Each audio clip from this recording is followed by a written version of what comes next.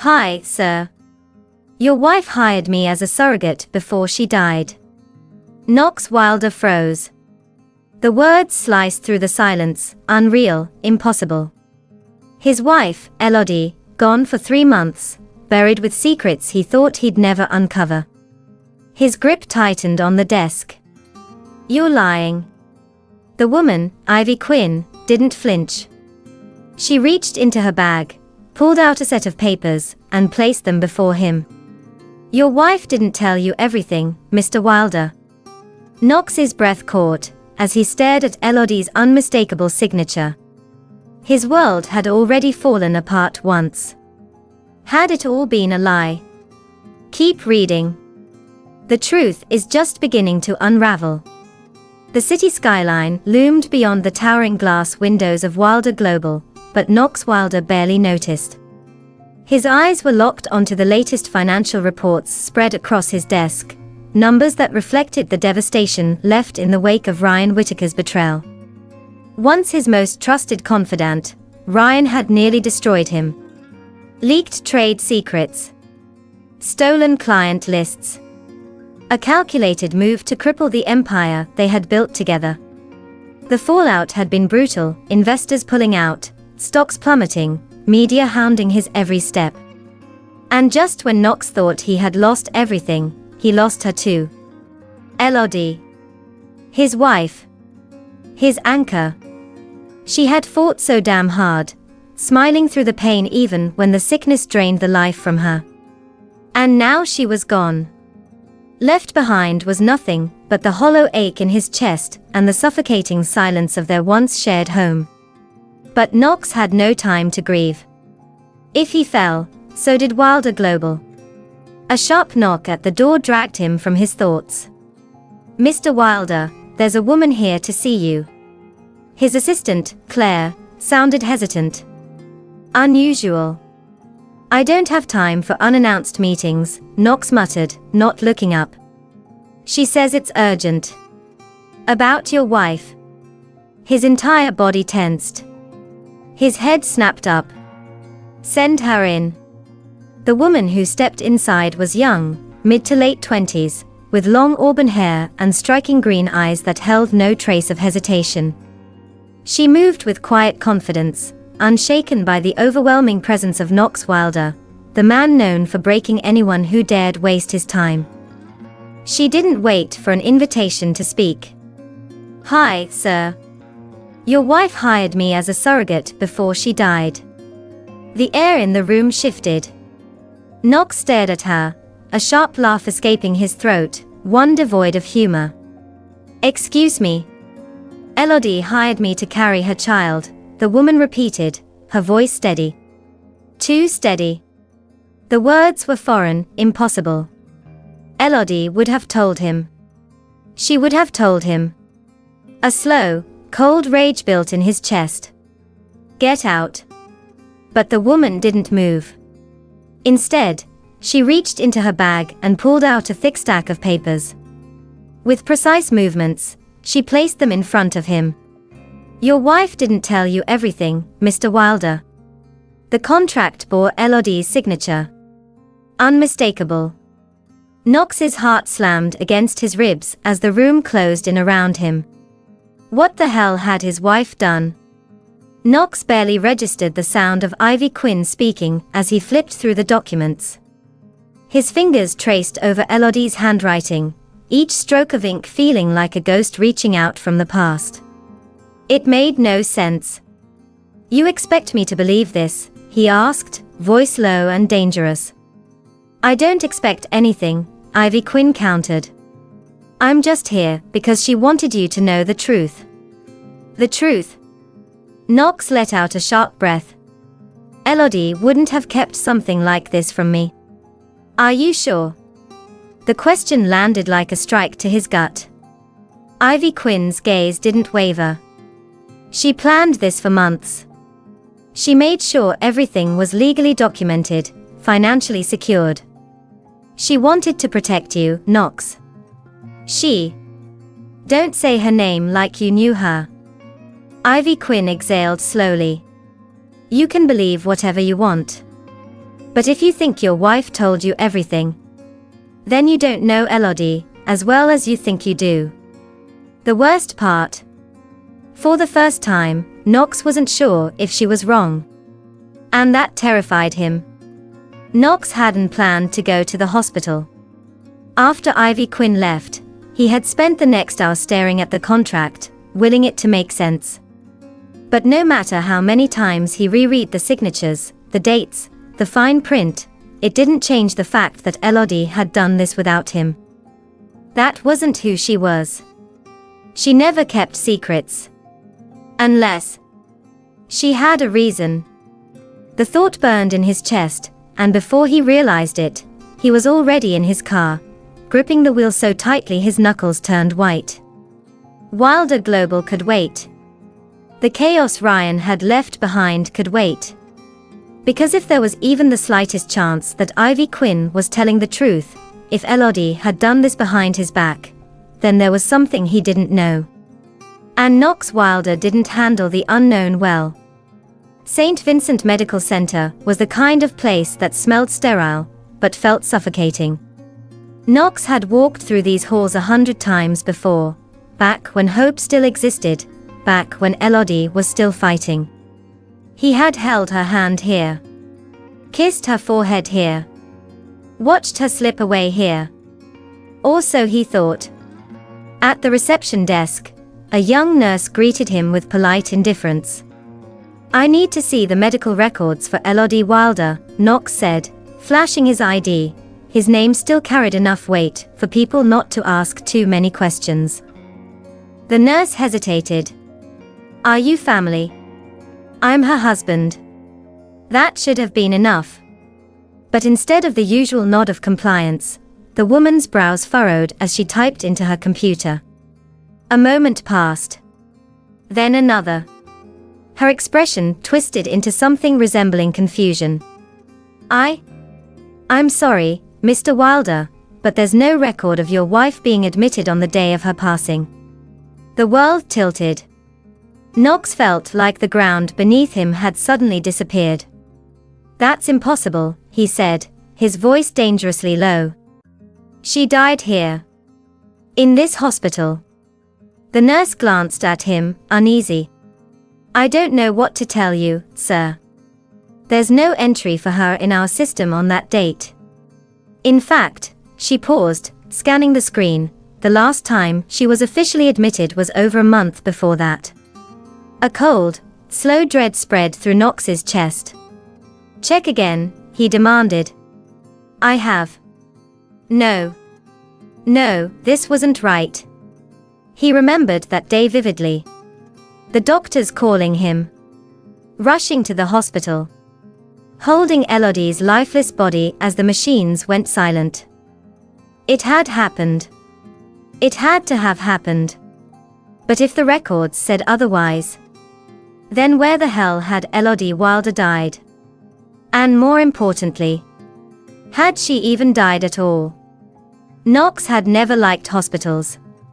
But tonight, as he strode through the quiet halls of Dr. Meredith Collins's private clinic, it wasn't the sterile smell, or the dim artificial lights, that made his stomach twist.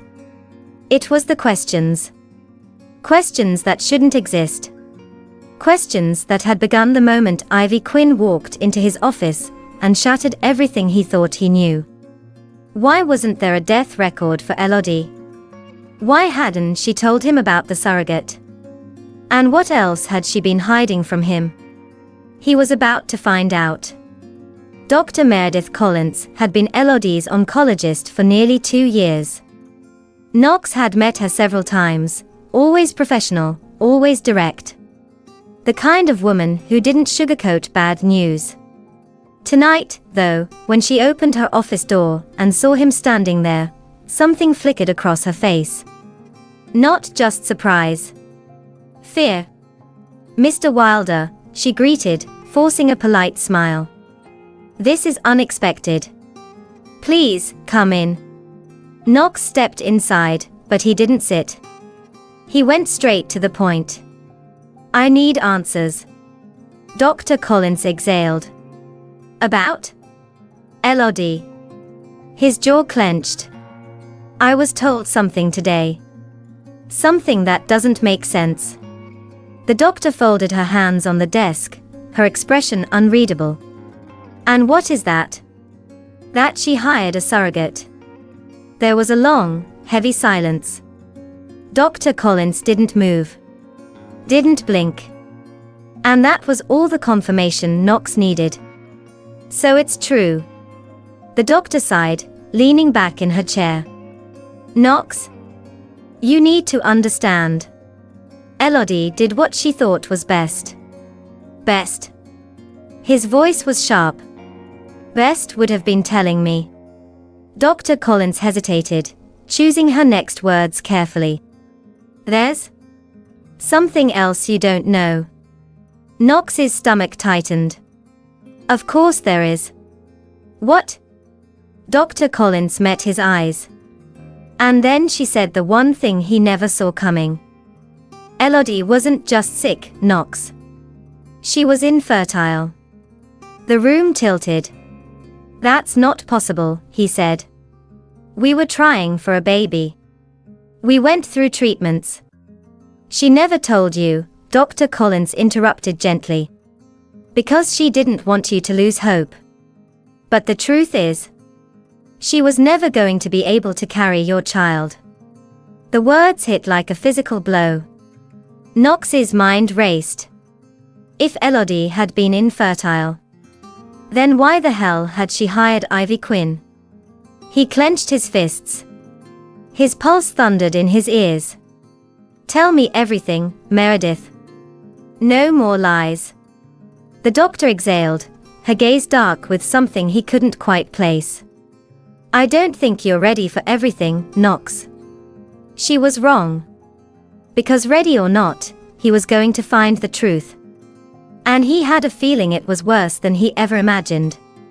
Knox sat alone in his office at Wilder Global, the city skyline stretching endlessly beyond the floor-to-ceiling windows. The reports in front of him were nothing but numbers and projections, but his mind wasn't on them. It was on Elodie. On the surrogate.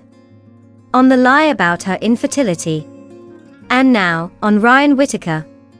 His former right-hand man had vanished 3 months ago. The same week Elodie had died. At the time, Knox had been too deep in grief, too consumed by his failing company, to question it. Ryan had been a traitor, a snake in a suit, stealing years of hard work and selling it to the highest bidder. Knox had been too busy saving what was left of his empire to care where the bastard had run off to. But now, something wasn't adding up. Ryan's gone. Knox's voice was calm, but Ryan's name tasted like venom on his tongue. Across the desk, Ethan Calloway, his head of security, nodded grimly. Yeah. No bank activity. No social media. Nothing. It's like he never existed. People like Ryan don't just disappear. Knox leaned back in his chair, jaw tight. Someone helped him. Or someone made sure he'd never be found. Ethan hesitated. Look, boss. At the time, we assumed he ran, because he knew you'd come for him. But now. It's weird, yeah. And the timing, he exhaled. I checked, and the last confirmed sighting of Ryan was the night before Elodie passed. Knox went still. You're telling me Ryan disappeared the same time Elodie died? Not just disappeared, Ethan said carefully. Erased. The weight of those words settled over Knox like a storm cloud. Ryan had betrayed him. Ryan had ruined him. And yet, Ryan hadn't lived long enough to see Knox fall. Had Elodie known something? Had she been involved? The possibilities twisted in Knox's mind, dark and suffocating. Find him, he ordered, his voice steel. Ethan's expression tightened. Knox. I don't care what it takes. I want to know where Ryan Whittaker is. Because now, Knox wasn't just chasing a traitor. He was chasing the truth. And he had a feeling Ryan's disappearance and Elodie's secrets were one and the same. The road to Lake Avalon was long and silent. Knox kept his hands tight around the steering wheel, his knuckles white. The headlights cut through the darkness, illuminating the familiar, winding path through the trees. It had been years since he'd been here. Since they had been here. Beside him, Ivy Quinn sat quietly, her presence an uneasy weight in the car. He still didn't trust her, not fully. But when she had shown up at his office earlier that day, holding a crumpled piece of paper with Elodie's handwriting and only 2 words, Lake Avalon, Knox had known he had no choice. Because if Elodie had left something behind for him, he needed to find it. And if the truth was waiting for him at that lake, he was finally ready to face it. The cabin was exactly how he remembered it. Untouched. Frozen in time. This was where it had all begun. Where he had first kissed Elodie, first told her he loved her. And now, it might be the place where he finally discovered what the hell she had been hiding from him. Where do we start?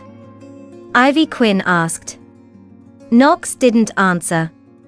His instincts led him forward, past the dust-covered furniture, past the fireplace where they had once spent endless nights tangled together. There. A loose floorboard. He dropped to his knees, pried it open, and there it was. A small, heavy safe. Ivy Quinn sucked in a breath. You think she... Only one way to find out, Knox muttered. The safe's lock required a combination, but Knox didn't hesitate. He punched in the only numbers that mattered, Elodie's birthday. A soft click. The safe swung open. Inside was a single envelope. Elodie's name was scrawled across it in her delicate, familiar handwriting. For Knox. His throat tightened. He picked up the letter, unfolded it with shaking hands. And then, he started to read. My love. If you're reading this, it means I am gone. And it means you've started asking questions. I never wanted it to be this way. But there are things you don't know, things I had to do to protect you. Knox's breath caught. The words blurred in his vision, his grip tightening around the letter. Ryan betrayed you. His stomach dropped. He planned to destroy you, Knox. To take Wilder Global and leave you with nothing. I found out before it was too late. But I didn't tell you, because I knew what you would do. You would have tried to fix it. You would have played by the rules. But I didn't. I handled it my way. The room spun. Ryan is gone because of me. Knox couldn't breathe. I couldn't risk him hurting you. I couldn't let you lose everything. So I did what had to be done. And then, I had to disappear, too. The letter slipped from Knox's hands. He staggered back, his mind screaming at the words on the page. Elodie hadn't just known about Ryan's betrayal. She had killed him. And then, she had faked her own death. Ivy Quinn picked up the letter, scanning it quickly. Her face paled. Knox? This means she's alive. The realization slammed into him like a freight train. Elodie was out there. Somewhere. Watching. Hiding. And he was going to find her. Knox stood in the dimly lit cabin, Elodie's letter still shaking in his hands. She had betrayed him. No, she had saved him. She had killed Ryan. She had faked her own death. And worst of all, she had planned for Ivy Quinn to take her place. The weight of it all was suffocating. He had spent 3 months drowning in grief, believing he had lost the woman he loved, only to find out she had chosen to leave him. She thought she was protecting you, Ivy Quinn said softly. Knox let out a bitter laugh, one that tasted like anger and heartbreak. By lying to me. By what? handpicking my future for me like I'm some broken thing that needs fixing. Ivy Quinn flinched, but didn't look away. She knew you, Knox. She knew you'd never forgive her for what she did to Ryan.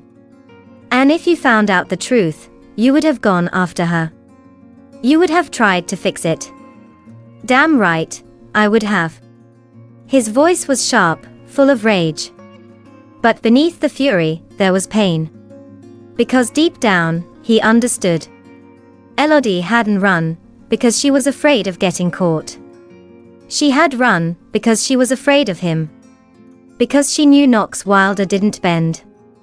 Didn't compromise. Didn't forgive. And she had known, if he found out she had murdered Ryan, their love wouldn't survive it. So she had chosen for him. She had disappeared. She had given him Ivy Quinn. Like he was something to be replaced.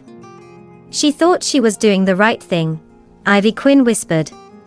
Knox turned away, staring at the dark waters of Lake Avalon through the cabin's window. Then why does it feel like she destroyed everything? The wind howled through the trees of Lake Avalon, carrying the weight of a storm that had been brewing for far too long. Knox stood outside the cabin, his heart still pounding from the letter, from the truth, from the betrayal. And then, she stepped out of the shadows. At first, he thought his mind was playing tricks on him. A ghost. A memory. A cruel hallucination formed from grief and rage. But she was real. Elodie Wilder stood just beyond the tree line, alive. And she was dying. Elodie looked nothing like the woman Knox had buried in his mind. She was thinner, her skin pale beneath the moonlight. The once bright fire in her eyes had dimmed, replaced by exhaustion. By resignation. But it was her. And for a long, painful moment, Knox couldn't speak. "You found me," she said, her voice hoarse, almost a whisper. The sound shattered something inside him. "You let me think you were dead." Elodie's eyes flickered with something unreadable. "I had to." Bullshit. The fury that had been simmering inside him exploded. "You don't get to decide what I can and can't handle, Elodie. You don't get to walk away and come back like Knox." His name on her lips wasn't a plea. It was goodbye. Because she wasn't here to stay. Elodie turned to Ivy Quinn, her body swaying slightly, as if even standing took too much effort. "I don't have much time left." Ivy Quinn inhaled sharply. "Elodie. Please." Elodie's fingers trembled as she reached out, gripping Ivy Quinn's hands. "When I'm gone, he's going to need someone. And I need to know he won't be alone." Ivy Quinn stiffened. "You can't ask me that." "I have to." Elodie's eyes were glassy, desperate. "I know him, Ivy Quinn. He won't let go. Not unless he has something, someone, to hold on to." Ivy Quinn swallowed hard, glancing at Knox, then back at Elodie. "He's not something to be passed around, Elodie. He's not a responsibility. I know that." A tear slipped down Elodie's cheek. "But you love him, don't you?" Ivy Quinn didn't answer. Because deep down, she already knew the truth. And from the look in Knox's eyes, so did he. The days that followed were a blur. Elodie didn't ask for forgiveness. And Knox didn't offer it. There were no grand apologies, no desperate pleas to rewrite the past. Just the quiet understanding that they had already lost each other long before this moment. So instead, they spent her final months at Lake Avalon, where it had all begun and where it would all end. Knox watched as she withered. The woman who had once been so full of life, so fierce and untouchable, was now fading like the last flicker of a dying candle. And all he could do was hold her as she slipped away. It was sunset when Elodie took her final breath. She sat beside Knox on the dock, wrapped in his arms, her head resting against his chest. The lake shimmered in hues of gold and crimson, the water so still it looked like glass. "It's beautiful," she murmured. Knox pressed his lips against her hair. "Yeah." She exhaled softly, her fingers curling weakly around his. "Promise me something. Anything. Don't waste your life waiting for ghosts." His throat tightened. "Elodie. Promise me, Knox." He closed his eyes, knowing what she was asking of him. Knowing she wanted him to move on. To let go. And for the first time, he wanted to. "I promise." A small smile touched her lips. She let out a slow, peaceful sigh. And then she was gone. The last rays of the sun melted into the horizon, and Knox held her as the night swallowed them whole. 6 months had passed since Elodie's final sunset. For the first time in a long time, Knox Wilder could breathe. There were still moments when he expected to hear her voice, still nights when her absence felt like a phantom weight on his chest. But the grief no longer suffocated him. It no longer defined him. Because he had let her go. And somehow, in the midst of all the pain and chaos, Ivy Quinn was still there.